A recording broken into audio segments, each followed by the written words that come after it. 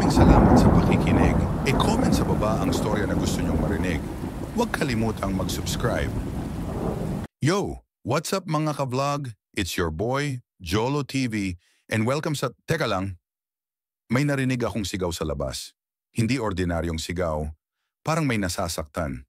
Lumapit ako sa bintana. May dalawang lalaki, isa duguan, yung isa nakahubad, puro putik ang katawan. Pilit niyang kinakagat yung isa, parang hayok na hayok.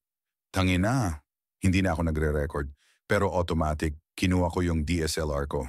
Reflex na, vlogger eh. Sumigaw ako mula sa bintana. Kuya, ayos ka lang ba dyan? Kailangan mo ba ng... Tumingin yung nakahubad sa akin. Pula ang mata, basag-basag ang panga. Tapos tumakbo siya, papunta sa gate ko. Mabilis, sobrang bilis, parang wala siyang pakiramdam. Bog! Bumulusok siya sa gate. Halos mabunot yung bakal.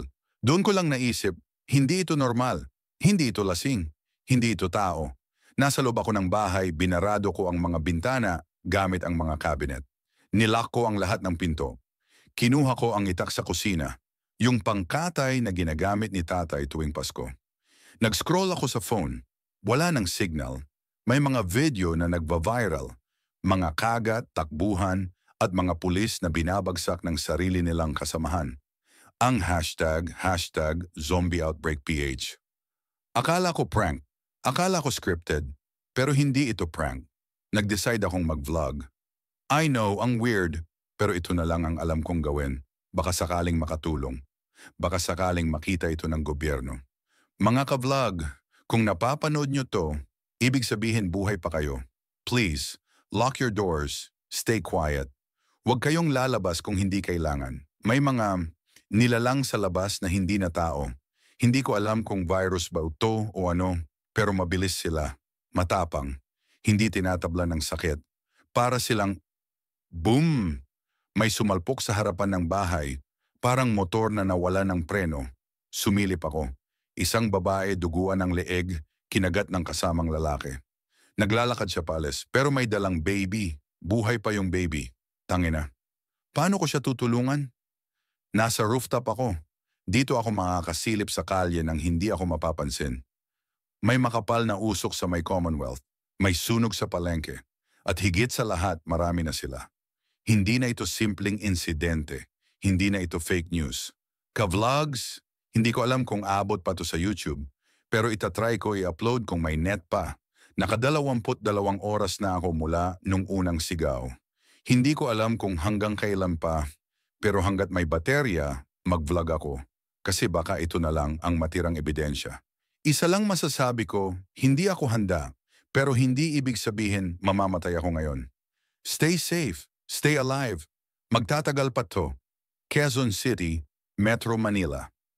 Ang init sa bubong, parang niluluto ang balat ko habang nakadapa, pinagmamasdan ng daan gamit ang zoom lens ng camera ko. Sa kabilang kalye, may isang lalaki, naka-uniform ng delivery rider, duguan ang kamay, may hawak na baseball bat. Nagkatinginan kami. Tumango siya. Tumango ako. Walang salita. Pero malinaw ang ibig sabihin, pareho tayong hindi susuko. Bumaba ako sa bahay. Kailangan ko ng pagkain at tubig. Isang boteng tubig at kalahating loaf na lang ang natitira. Naghagilap ako sa kusina, sa bodega, kahit sa ilalim ng lababo. Wala. Lumabas ako. Oo, alam kong delikado. Pero kung dito lang ako, mamamatay din ako. Sa gutom. Sa uhaw, sa takot. Bit-bit ang itak at ang lumang GoPro na may strap sa dibdib, nagsimula akong maglakad. Sa kalsada walang katao-tao, pero naririnig mo sila, yung mga zombie, yung mga dating tao, umuungol parang gutom na aso. May nakita akong sari-sari store. Bukas ang pinto, pero madilim sa loob. Hello? Bulong ko. Walang sagot. Pasok ako. Dahan-dahan, mabagal, maingat. Kumuha ako ng delata, tubig at lighter. Nilagay sa backpack. Nang biglang, nakaakyat ako sa ikalawang palapag ng lumang paaralan. Doon ako nagtago sa faculty room. Sarado, mabigat ang pinto, walang tao, walang halimaw, safe. Kumuha ako ng chalk at nagsulat sa pisara. Buhay pa ako. 12 oras at 42 minuto na. Joe Crush! May nahulog na bote sa likod. Tumingin ako. At doon ko siya nakita, isang babae, tirik ang mata, buka ang bibig, kinakaladkad ang paa habang papalapit. Putek, bulong ko, tumatagaktak ang pawis ko. Hindi pa ako handa, pero wala nang choice. Hinawakan ko ang itak, tumalon ang adrenaline sa katawan ko.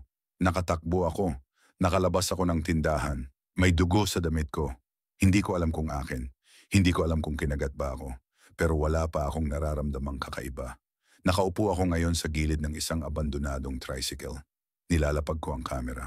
Mga ka-vlog, kung may nakakapanood pa nito, nakapatay na ako. Hindi ko ginusto. Pero hindi na siya tao. Hindi na siya buhay. Namatay na siya. Tapos bumalik at ako ang tumapos sa kanya ulit. Akala ko joke to. Akala ko prank lang. Pero hindi. Buhay to. Patayan na to. Papalubog na ang araw. Mas delikado kong gabi. Kailangan ko ng ligtas na matutuluyan. May natanaw akong school building. Sarado ang gate, pero baka may paraan. Tumakbo ako. Hindi ko na iniisip ang pagod. Survival mode na talaga. Nakaakyat ako sa ikalawang palapag ng lumang paaralan. Doon ako nagtago sa faculty room. Sarado. Mabigat ang pinto. Walang tao.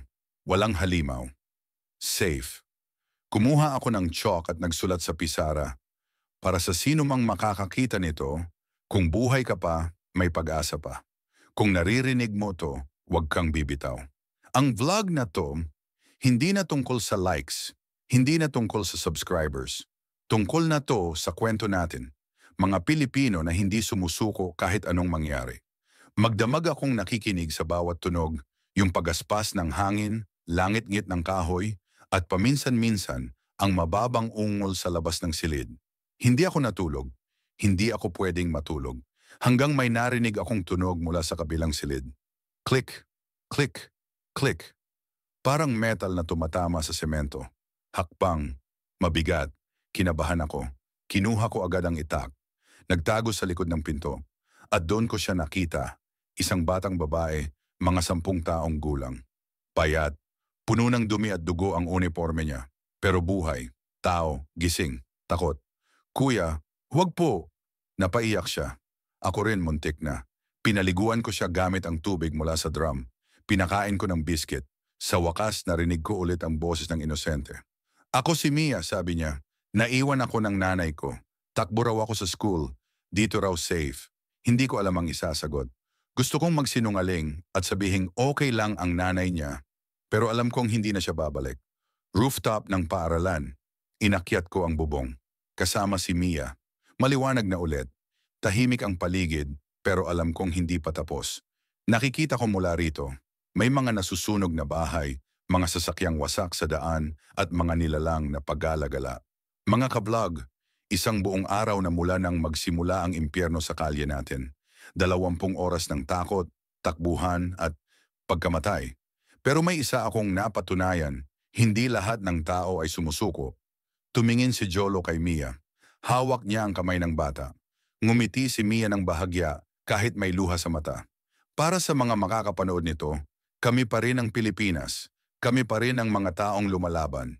At hindi kami titigil. Mula sa malayo may narinig akong ingay ng helicopter. Lumabas kami sa rooftop. Kumakaway ako, sumigaw. Umiiyak si Mia. Dito po kami, buhay pa kami. At sa wakas may sumagot. Isang spotlight ang tumama sa amin.